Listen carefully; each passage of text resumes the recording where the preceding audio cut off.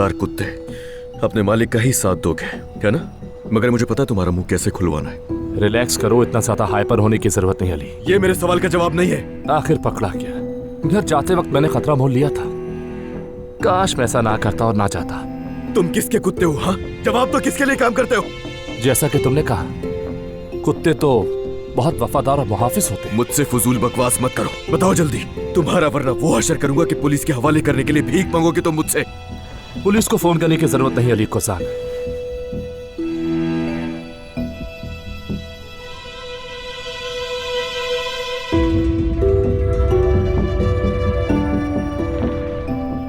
तुम पहले ही पुलिस से बात कर रहे हो। ये तुम क्या बकवास कर रहे हो? पहले तुम जर्मनी से आते हो, उसके बाद मेरी कंपनी के पार्टनर बन जाते हो, फिर मेरे घर में घुसने के बाद डिवाइस लगाकर तुम ये कह रहे हो कि तुम पुलिस वाले हो। सच बताओ, तुम्हारी असली शनाख्त क्या है आखिर? पुलिस हो तुम, और मैं ये क्यों मानूं कि ये तुम्हारी बिल्कुल असली शनाख्त है? बताओ मुझे। मैं खास यूनिट का सरबराह हूं अली। मैं जिस काम से आया हूं उसकी तफसील तुम्हें नहीं दे सकता। ये एक बहुत तवील मुहिम का आखिरी मरहला है, और वो आखिरी मरहला सिर्फ तुम हो अली कोसान।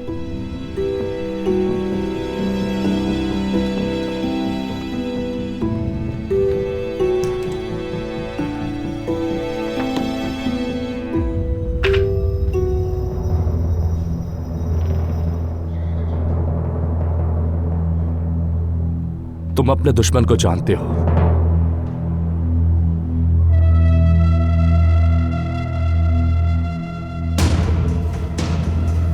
तुम उसका टारगेट हो।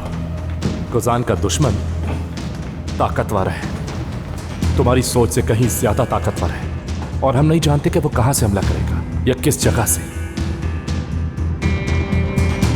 तुमने अंधेरे से रोशनी की तरफ आते हुए बड़ी मछलियों को इंसाफ के जाल में फंसाया, एक को छोड़कर।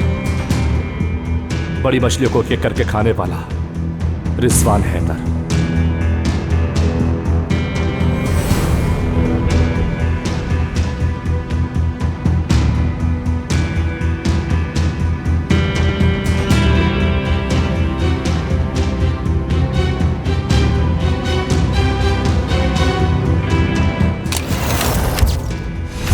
तुम निशाना नहीं बने, तुमने उसका नेटवर्क तोड़ दिया, बिल्कुल हमारी तरह।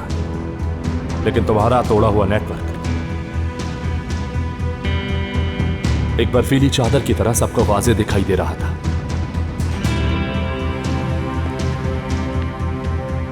रिजवान हैदर के बारे में हमें अब तक बस इतना ही मालूम है।